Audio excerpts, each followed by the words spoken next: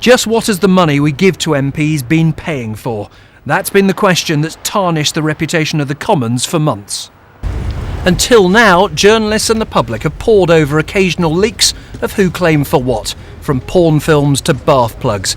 But tonight the Telegraph begins to publish the detail of every MP's expense claim.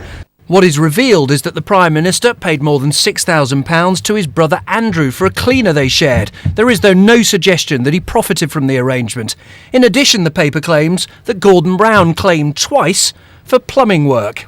That Justice Secretary Jack Straw wrongly claimed £1,500 in council tax and more still for his mortgage. Community Secretary Hazel Blears claimed for 2 televisions and thousands of pounds worth of furniture for 2 properties in just a single year. And Welsh Secretary Paul Murphy told the Commons authorities that his water was too hot, so he needed a new boiler. Tonight, Peter Mandelson came back to the house which has cost him his job. The house for which he needed that loan from Geoffrey Robinson, the house where a well-wisher had left some flowers. We now know that when he'd left that house this morning, Peter Mandelson had already decided to go. That's what he told Tony Blair late last night. The Prime Minister said sleep on it. Shortly after 10 this morning, Peter Mandelson called Chequers to say, "I am going." The Prime Minister didn't stop him. It all began with what happened on this sumptuous yacht, the Queen K, owned by the richest man in Russia. He's one of 4 men at the centre of this story. His name is Oleg Deripaska, known as the Aluminium King and said to be worth £10 billion.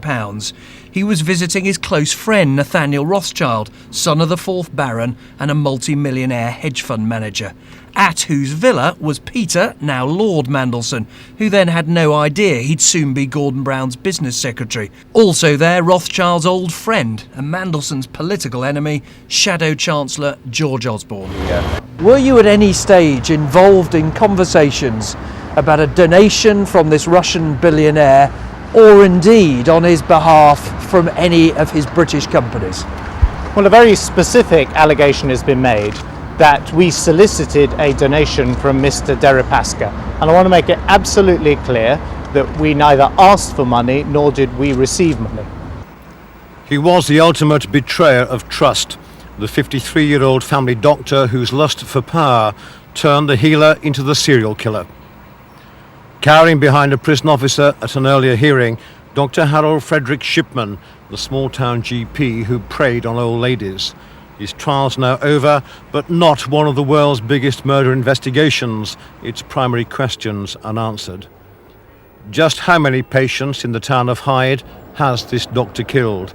Jean Lilly was found dead by her best friend minutes after Dr. Shipman left her. She loved him.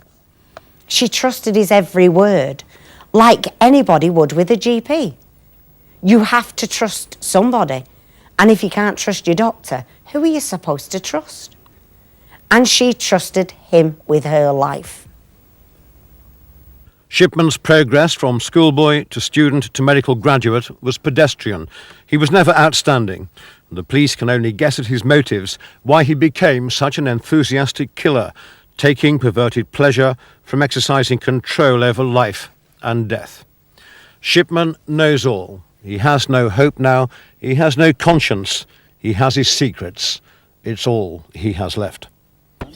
An early morning stroll through the Somerset countryside for Paddy Ashdown, wife Jane and their dog Luke on their way to vote just after 9 o'clock this morning.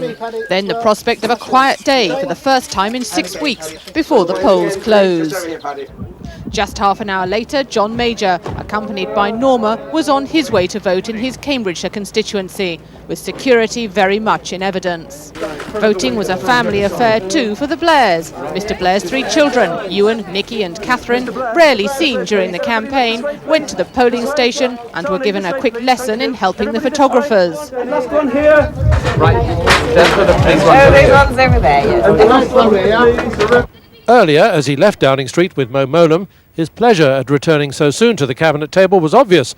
"Are you glad to be back?" he was asked. The smile and the nod showed the answer was yes, as did the sly wink a moment later. The first Prime Minister in history to deliver 2 successive landslides for Labour fetches his baby son Leo to complete a family photo on the steps of Downing Street, which is once again the Blairs' home. It was also a powerful reminder of one of Labour's campaign themes, that work and family have to be balanced.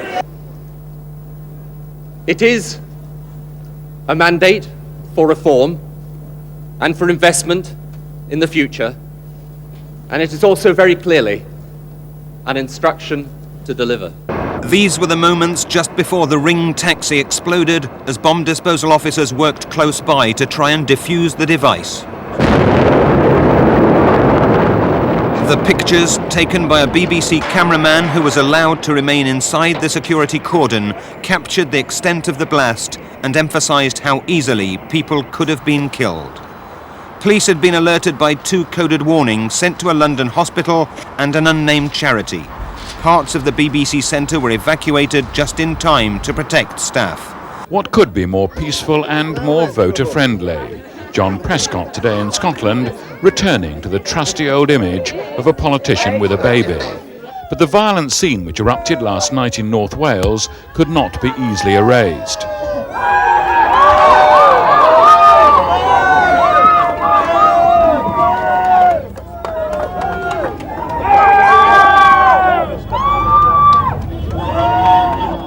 In his only television interview today, the Deputy Prime Minister described how he remembered the scene. There was a lot of jostling and abuse, and I felt a bang on the back of my head. There was jostling. 2 of my female assistants went down. A slow-motion replay gives a rather different impression. Mr. Prescott is hit by an egg, and he responds by throwing a left hook at the person responsible. The man involved then pushes Mr. Prescott onto his back on a narrow wall.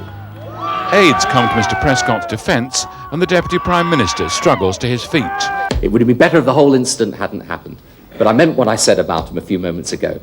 And I tell you, over the last 7 years, you get to know someone pretty well when they're as close to you as he has been to me as my deputy. And he has got very, very great strength. Not least in his left arm. William Hague was less generous. No, it's not my policy to hit the voters during the election campaign.